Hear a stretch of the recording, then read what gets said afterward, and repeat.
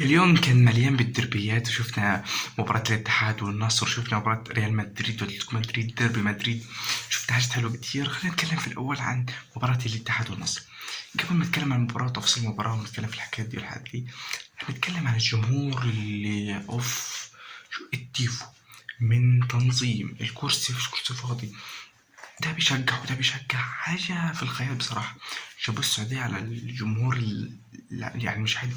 يعني هي مش مباراة الهلال يعني، ولا يعني أنا كنت فاكر مثلا بإني يعني واحد مصري وتعبان بالجيبش الليج يعني، كنت فاكر الموضوع يعني الهلال هو الأساس مع الاتحاد. لا، طلع كل فريق وليه جمهور ضخم.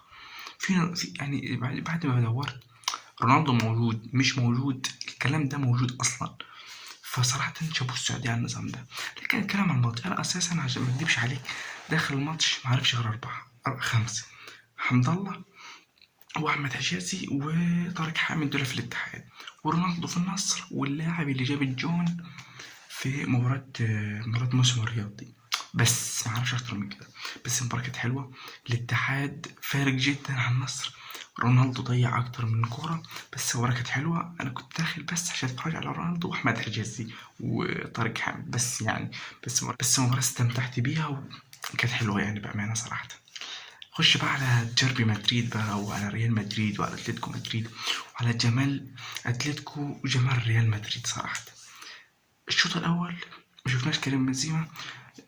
كنا بنشوف هجوم الريال على فترات متقطعة. بس بأمانة صراحة اتلتيكو مدريد الشوط الأول كان راكب صراحة. ولكن لا تضمن ريال مدريد ومكر ريال مدريد. بس ريال مدريد في حاجة بتحصل. ريال مدريد جابت اتلتيكو واتلتيكو بالباو وبرشلونة. الفريق لو ريال مدريد جاب فريق بيلعب نهاية ال90 دقيقة بيخسر وش. لكن في فريق بيهبط، اللي هو معدل بدني بقى، ايه الظروف ما تعرفش، بس الفريق بيهبط بس انه يلعبش 90 دقيقة كاملين. فريال مدريد بيستطيع بالجرينتا والكلام ده انه يتعدى الحاجات دي. ولكن لما جاب الفريق قوي مثال برشلونة، ما بيكملش معاه وبيوجع. فريال مدريد عنده أخطاء كتيرة. طبيعي إيه حل الأخطاء دي؟ إنك لعيبة كبار السن تديهم آخر ربع ساعة. ليه تديهم من أول ماتش؟ مش عارف أنا إيه السر إن تديهم من أول الماتش. لا، أنت عارف تلعب العيال الصغيرة من أول ماتش وتنزل مودريتش وكروس والدنيا دي كلها هتديك. يعني شوفنا مودريتش بيديك المساحة، أنت شوف لما تدي ربع ساعة هيديك حاجة مش طبيعية، وأنت بتحتاج الرومنتادا والكلام ده يعني. فدي من وجهة نظري. خلينا نتكلم عن اللعيبة.